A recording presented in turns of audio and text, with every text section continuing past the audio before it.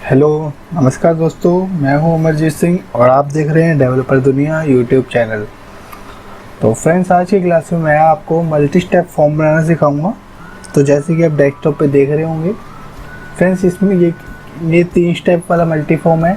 देखिए, first, second और third. तो हमने इसको कैटेगरी में डिवाइड कर दिया है। तो जिसमें फर्स्ट होगी पर्सनल डिटेल, जिसमें हम पर्सनल डिटेल के अंदर जो हमें इनपुट चाहिए होंगे हम इसमें रखेंगे। नेक्स्ट पे क्लिक करेंगे। कॉन्टैक्ट डिटेल, और कॉन्टैक्ट डिटेल में हम जो फील्ड हम यूज़ करना चाहते हैं, इनपुट्स यूज़ करना चाहते हैं, वो हम यहाँ रखेंगे। फिर उसके बाद जब हम नेक्स्ट पे क्लिक करते हैं, जो कि फाइनल है, उस पर क्लिक होने पे तो हम जो लॉगिन डिटेल के अंदर जो जो हम डिटेल हमें चाहिए होंगी हम वो इसमें डालेंगे। तो फ्रेंड्स, इसमें ये देखिए कि जब भी हम फर्स्ट स्टेप पे जाते हैं, सेकंड पे जाते हैं, तो ये वाला एरिया एक्टिव हो जाता है। जब हम प्रीवियस में जाएंगे, देखिए ये थर्ड वाले को छोड़ के फर्स्ट से लेकर सेकंड तक एक्टिव है, और प्रीवियस में जाएंगे तो केवल फर्स्ट ही एक्टिव है। लास्ट वाले में जाएंगे तो तीनों एक्टिव हो जाएंगे। तो फ्रेंड्स, ये सब चीज़ें हम सीखेंगे। और देखिए बटन, किस तरह से हम बटन पर भी काम कर सकते हैं और जिससे कि ये चेंज होता है। तो चलिए चलते हैं कोड राइटर में और देखते हैं इसको कैसे बनाया जा सकता है। फ्रेंड्स, मैंने इंडेक्स पेज ले लिया है, जिसके अंदर मैंने बूटस्ट्रैप को लिंक किया है और स्टाइल और सीएसएस फाइल को लिंक किया है। नीचे मैंने jQuery को लिंक कर दिया है। स्टाइल और सीएसएस फाइल के अंदर मैंने बॉडी को विड्थ 100% और हाइट 100 VH दी हुई है। और मैंने पहले से ही एक ग्रेडियंट जो कि बैकग्राउंड के लिए यूज़ कर रहा हूँ, और ग्रेडियंट बनाने की वीडियो पहले से ही मैंने यूट्यूब पर डाली हुई है अपने चैनल के ऊपर। तो आप वहाँ से देख सकते हैं ग्रेडियंट कैसे जनरेट किया जा सकता है ऑनलाइन टूल के हेल्प से। तो मैंने इसको एक्टिव कर लिया है। अब मैं इसको सेव करूँगा और इसको रीलोड करेंगे पेज को। तो देखिए बैकग्राउंड के अंदर ग्रेडियंट आ चुका है और विथ हाइट हमने इसको सेट कर ही दी है। तो चलिए स्टार्ट करते हैं आगे का प्रोसेस। तो मैं सबसे पहले तो मैं एक लूँगा कंटेनर के बाद एक रो क्लास लूँगा। उसके बाद फ्रेंड मैं एक कॉल क्लास लूँगा, कॉल एक्सेल 12, जो कि बूटस्ट्रैप की है, जिसमें हमें 12 कॉलम मिलते हैं। इसको पहले अरेंज कर लेते हैं। इसके बाद फ्रेंड मैं एक सबसे पहले क्लास लूँगा मल्टी स्टेप कंटेनर।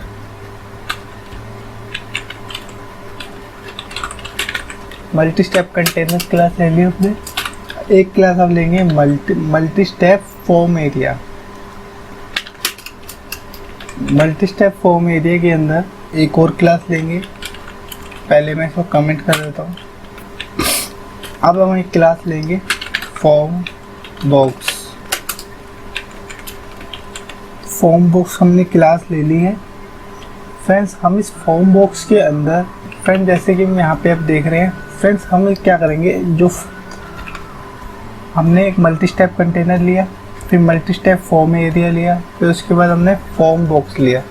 तो फ्रेंड जो फॉर्म बॉक्स जो होगा, तो फ्रेंड जो फर्स्ट जो एक फॉर्म बॉक्स होगा जिसके अंदर हम ऐसा कुछ, जिसके अंदर हम ये लेंगे, ये पेजिनेशन जो आ रही है, पर्सनल डिटेल के लिए हमने जो इनपुट लिए हैं वो लेंगे। फिर हम नेक्स्ट पे जाकर और उसके अंदर बटन भी लेंगे नेक्स्ट का। और जो हम फॉर्म बॉक्स 2 लेंगे, उसके अंदर फिर हम अगली फील्ड यूज़ करेंगे, इनपुट लेंगे और इसमें एक्टिव क्लास लगाएंगे। तो वह इसी तरह हम टोटल 3 फॉर्म बॉक्स लेंगे और तीनों के लिए अलग अलग हम इनपुट लेंगे। जैसे कि आपको एक पेज पे जो नज़र आ रहा है वो एक फॉर्म बॉक्स होगा, नेक्स्ट के अंदर जो नज़र आ रहा है वो नेक्स्ट फॉर्म बॉक्स होगा। तो हम इसी तरह से इनपुट लेंगे। तो वैन सबसे पहले तो हम क्या करेंगे, पेजिनेशन बना लेंगे ऊपर। पेजिनेशन के लिए पहले मैं इसको कमेंट डाल देता हूँ। हम लेंगे UL एक्टिव बटन के अंदर हम एक LI लेंगे। LI के अंदर स्पेन लेंगे, जिसकी क्लास होगी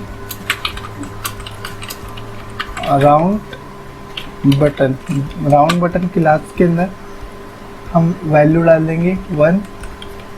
LI लेंगे स्पेन टैग और उसमें राउंड बटन डालेंगे, 1 डाल दिया। रीलोड करेंगे। तो फ्रेंड देखिए जो 1 2 3 आ रहे हैं वो राउंड बटन के अंदर उसकी वैल्यू आएगी, इसीलिए हम उसको 3 बार और कॉपी कर लेंगे। और फर्स्ट वाले के अंदर हम एक्टिव क्लास लगा देंगे, एक्टिव, और हम इसको सेव कर देंगे और पेज को रीलोड करेंगे। तो फ्रेंड देखिए 1 2 3 आ गया है। फ्रेंड पहले तो हम क्या करेंगे, पहले हम केवल HTML बनाएंगे, उसके बाद उसका डिज़ाइन रेडी करेंगे, CSS रेडी करेंगे। अब हम इस यहाँ पे जो हमारा UL फिनिश होता है यहाँ पे फ्रेंड, सबसे पहले हम H4 टैग लेंगे, जिसको हम लिखेंगे पर्सनल डिटेल्स, पर्सनल डिटेल लेंगे।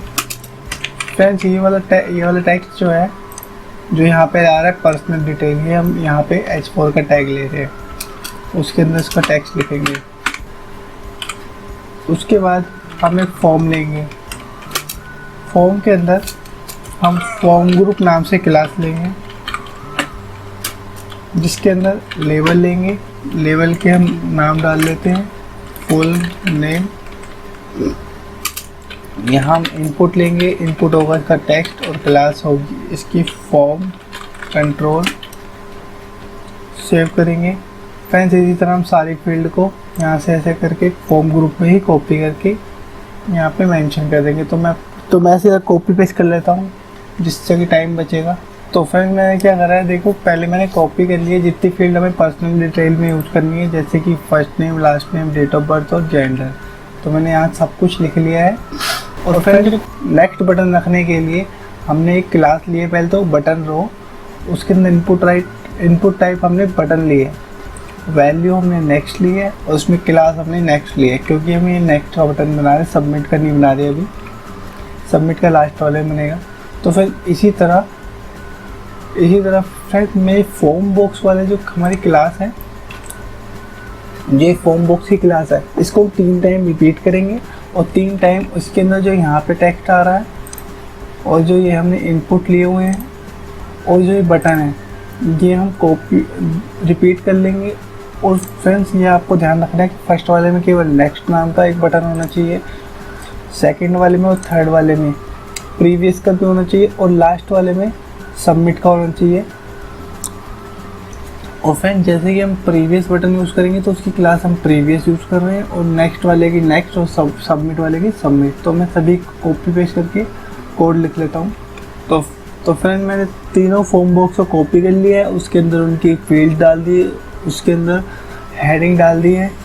और दूसरी बात फ्रेंड, जब हमने तीनों फॉर्म बॉक्स के अंदर जो फर्स्ट वाले में पहले LI पे एक्टिव क्लास लगाई है और दूसरे वाले पे भी एक्टिव लगाई है, फर्स्ट वाले पे भी लगाई है, ऐसे ही थर्ड वाले के अंदर हमने तीनों पे एक्टिव क्लास लगा दी है। बटन की बात करें तो फर्स्ट वाले में हमने केवल नेक्स्ट बटन लिया है, इसकी क्लास भी नेक्स्ट है। और सेकंड वाले के अंदर जो हमने नीचे हमने ये बटन लिए थे, इसके अंदर हमने देखिए सेकंड वाले में इनपुट की क्लास प्रीवियस लिखी है और उसके बाद नेक्स्ट क्लास लिखी है। और लास्ट वाले के अंदर हमने इनपुट टाइप बटन दिया है जिसकी क्लास है प्रीवियस और लास्ट वाले की क्लास है सबमिट। तो हम आगे इसका HTML तो हमारा रेडी हो चुका है, अब हम इसकी CSS लिखनी स्टार्ट करते हैं। सबसे पहले तो हम एक कंटेनर क्लास के लिए CSS लिखेंगे, जिसका हम मार्जिन देंगे टॉप से 100 पिक्सल। मार्जिन 100 पिक्सल देने के बाद हमने जो क्लास ली थी यहाँ पे मल्टी स्टेप कंटेनर, इसको हम नेक्स्ट विड्थ जो होगी वो देंगे 610 पिक्सल मीन्स 610 पिक्सल। और इसको मार्जिन जो होगा वो हम 0 ऑटो कर देंगे, सेव कर लेंगे। उसके बाद मैं लिखूँगा मल्टी स्टेप कंटेनर वाली क्लास, दोबारा लिख दूँगा यहाँ पे। मल्टी स्टेप कंटेनर के अंदर जो हमारी क्लास है जिसका नाम है एक्टिव बटन। फ्रेंड मैंने जो मल्टी स्टेप कंटेनर क्लास ली है उसके अंदर हम एक्टिव बटन को पहले डिज़ाइन करेंगे, एक्टिव बटन। उसके अंदर हम लिखेंगे कि जो इसकी डिस्प्ले होगी वो होगी टेबल, डिस्प्ले टेबल। इसका मार्जिन जो होगा वो होगा ऑटो और पैडिंग लेफ़्ट से जो होगी वो 0 होगी, जो कि UL में बाय डिफ़ॉल्ट पैडिंग इसकी लेफ़्ट से 0 कर देंगे हम। क्योंकि यूएल के अंदर बाय डिफ़ॉल्ट पैडिंग लेफ्ट से होती है। फ्रेंड्स उसके बाद एक्टिव बटन के अंदर जो हमारा LI है उसके लिए हम लिखेंगे कि इसकी जो डिस्प्ले होगी वो इनलाइन ब्लॉक हो जाएगी, जिससे कि वो एक लाइन के अंदर आ जाएगा। और उसकी विड्थ हम कर देंगे 180 पिक्सल, मीन्स पर LI की विड्थ होगी 180 पिक्सल। फ्रेंड्स उसके बाद हम LI के अंदर हमने जो क्लास ली हुई है जो कि स्पेन को हमने दी है। फ्रेंड्स अब LI के अंदर जो हमने क्लास ली हुई है राउंड बटन, वो हम यहाँ से उठा कॉपी करके यहाँ पे हम लिख देंगे और हम इसके लिए CSS लिखेंगे। इसकी विड्थ जो होगी वो होगी 30 पिक्सल, हाइट इसकी होगी 30 पिक्सल, बॉर्डर रेडियस जो होगा वो 50% होगा इसका। और बैकग्राउंड कलर हम इसको बाय डिफ़ॉल्ट ग्रे देंगे। ग्रे कलर देने के बाद इसका जो डिस्प्ले होगा वो ब्लॉक होगा, कलर इसका ब्लैक होगा। कलर ब्लैक देने के बाद इसका टेक्स्ट लाइन हम इसको सेंटर कर देंगे। फ़ॉन्ट फैमिली हम इसको पॉपिस देंगे।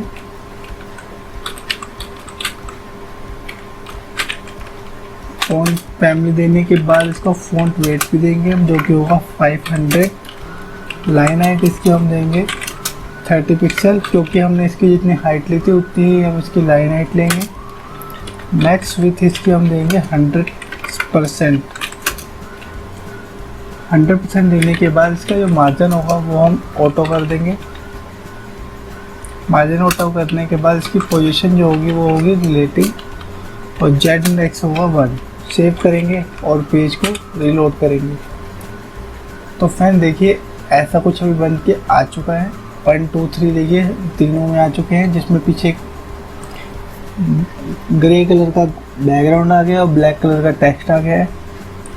अब फ्रेंड हम इसके अंदर क्या करेंगे, इसको कॉपी करेंगे। जो हमने LI के अंदर राउंड बटन लिए थे हम उसके अंदर लिखेंगे।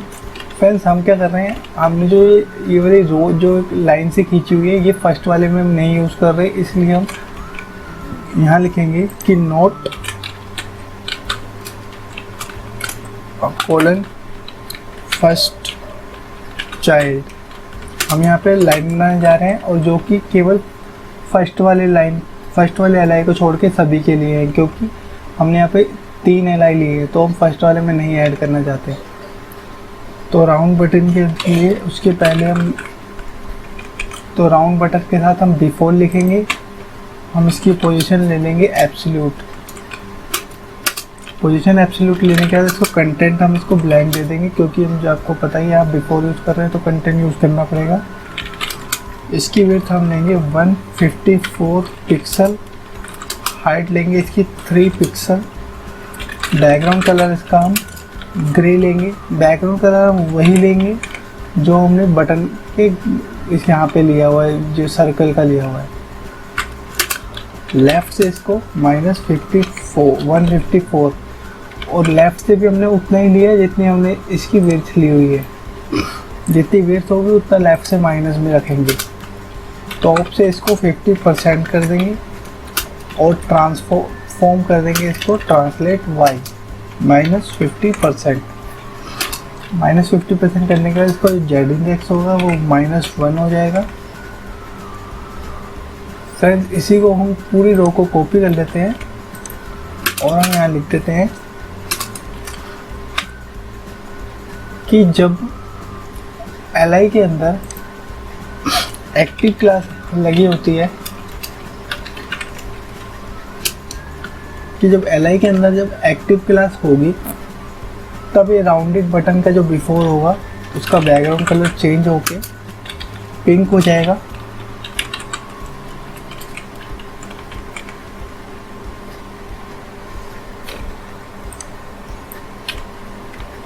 तो सेव करके रीलोड करते हैं।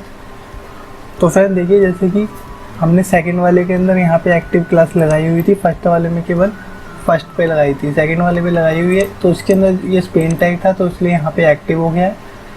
और ये थर्ड वाले में सेकंड और थर्ड दोनों में थी तो दोनों ही रो एक्टिव हो चुकी है। अब हम क्या करेंगे, हम करेंगे यहाँ लिख देते हैं हमने LI के अंदर जो एक्टिव क्लास ली थी, जो LI के अंदर हमने एक्टिव क्लास ली थी, मीन्स जिस LI के अंदर एक्टिव क्लास होगी तो उसका जो राउंडेड बटन होगा उसका बैकग्राउंड कलर हो जाएगा पिंक और उसका जो कलर होगा वो हो जाएगा वाइट। सेव करके रीलोड करेंगे तो फिर देखिए फर्स्ट वाले में एक्टिव क्लास थी तो ये फर्स्ट वाला एक्टिव हो गया, इसमें दोनों एक्टिव हो गए और उसमें सारे एक्टिव हो गए। इतना करने के बाद फिर अब हम लिखेंगे कि हमने जो सबसे पहले लिया हुआ था multi step container class, multi step container, यहाँ लिख देंगे मल्टी स्टेप कंटेनर, उसके बाद मल्टी स्टेप फॉर्म एरिया जो कि ये वाला है। इसके लिए हम लिखेंगे कि इसका जो बैकग्राउंड कलर होगा,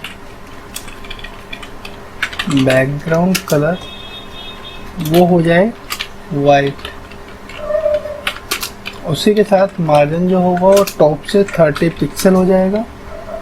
बॉक्स शेडो हम इसको देंगे, पोजीशन देंगे इसको रिलेटिव और इसको ओवरफ्लो कर देंगे हिडन। ओवरफ्लो हिडन करने के बाद मिनिमम हाइट दे देंगे हम इसको, मिनिमम हाइट देंगे 544 पिक्सल और मैक्सिमम हाइट भी हम देंगे 544 पिक्सल। सेव कर लेंगे। इसी के अंदर मल्टी स्टेप फॉर्म एरिया के अंदर जो हमारा ये फॉर्म बॉक्स है, इस क्लास को भी हम अब डिज़ाइन करेंगे। इसके लिए हम लिख देंगे पोजीशन, इसकी पोजीशन हम कर देंगे एब्सोल्यूट। पोजीशन एब्सोल्यूट करने के बाद टॉप से हम इसको देंगे 25 पिक्सल, लेफ़्ट से इसको कर देंगे 25 पिक्सल। सेव कर लेंगे और पेज को रीलोड करेंगे तो भी कुछ ऐसा नज़र आ रहा है। इसके बाद फ्रेंड्स हम क्या करेंगे, हमने जो फॉर्म बॉक्स के अंदर, ये देखिए फॉर्म बॉक्स के अंदर जो हमने H4 लिया हुआ है जहाँ पे हमने हेडिंग लिखी हुई है, उसके लिए हम लिखेंगे कि फ़ॉन्ट फैमिली जो होगी वो होगी मॉन्ट सीरत। फ़ॉन्ट वेट इसका 600, text transform upper case, font size इसका 20 पिक्सल और मार्जिन बॉटम से हम इसको देंगे 20 पिक्सल और टेक्स्ट लाइन इसका सेंटर कर देंगे। सेव करेंगे और पेज को रीलोड करेंगे तो फ्रेंड यहाँ पे इसका सबका टेक्स्ट भी आ गया है। फ्रेंड्स अब हम फ्रेंड्स फॉर्म बॉक्स के अंदर ही जो हमने लेबल लिया हुआ है, लेबल की जो फ़ॉन्ट फैमिली होगी वो रोबोटो कर देंगे। फ़ॉन्ट वेट इसका 500 होगा और फ़ॉन्ट साइज इसका वो होगा 15 पिक्सल। ये भी चेंज हो चुका है। फ्रेंड्स अब हम देखिए हमने जो लिखा था फॉर्म बॉक्स, और पूरा फॉर्म बॉक्स तक means multi step container, multi step form area, उसके बाद उसके बाद फॉर्म बॉक्स नाम से जो क्लास है उसमें हम कॉलन लगाएंगे और लिखेंगे nth child, pseudo class use करेंगे nth चाइल्ड 2 और nth चाइल्ड 3। मीन्स हमने 3 यहाँ पे फॉर्म बॉक्स क्लासेस ली थी, जिसके अंदर फर्स्ट वाले को छोड़ के बाकी सेकंड और थर्ड वाले को हम यहाँ पे टारगेट कर रहे हैं, जिसके अंदर हम इसको कर रहे हैं कि डिस्प्ले इसकी नन हो जाए। तो केवल अभी फर्स्ट वाले का शो कर रहा है, बाकी शो नहीं कर रहा है। फ्रेंड्स अभी वहाँ पे थोड़ा सा हम स्पेस देना चाहते हैं तो उसके लिए हम क्या करेंगे, ओवरफ्लो हिडन कर देते हैं पहले तो, मार्जिन देंगे हम इसको बॉटम से 20 पिक्सल का, 25 दे के देखते हैं। अब सही है बिल्कुल। उसके बाद हम फॉर्म बॉक्स तक का दोबारा ऊपर से कॉपी करते हैं कोड और हम यहाँ पे लिखते हैं कि जो हमारा ये एक्टिव बटन है, एक्टिव बटन के अंदर जो हमारी क्लास है button row. Friends, multi step form area के अंदर जो हमारा फॉर्म बॉक्स है उसके अंदर हमने जो क्लास ली हुई है बटन रो, यहाँ पे हम लिखेंगे। उसके बाद यहाँ लिखेंगे नेक्स्ट, कॉमा डालेंगे। तो अब हम तीनों हमारे जो बटन है हम उसको यहाँ पे डिज़ाइन करने जा रहे हैं। हमारा एक क्लास है नेक्स्ट, एक क्लास है प्रीवियस, इसी तरह जो हमारी लास्ट क्लास भी है जिसका नाम है सबमिट। हम उसके लिए लिखेंगे कि इसका बैकग्राउंड कलर पिंक होना चाहिए, बॉर्डर होना चाहिए इसका 0, box shadow none, padding 7 pixel top और बॉटम से, लेफ्ट और राइट से 30 पिक्सल। मिनिमम हाइट होनी चाहिए, मिनिमम विड्थ होनी चाहिए इसकी 100 pixel. Border radius 20 pixel. Colour white, colour white के बाद फ़ॉन्ट फैमिली इसकी रोबोटो होगी। फ़ॉन्ट वेट इसका होगा 500। सेव करके रीलोड करेंगे। फ्रेंड्स, अब हम इसको बटन को सेंटर करेंगे।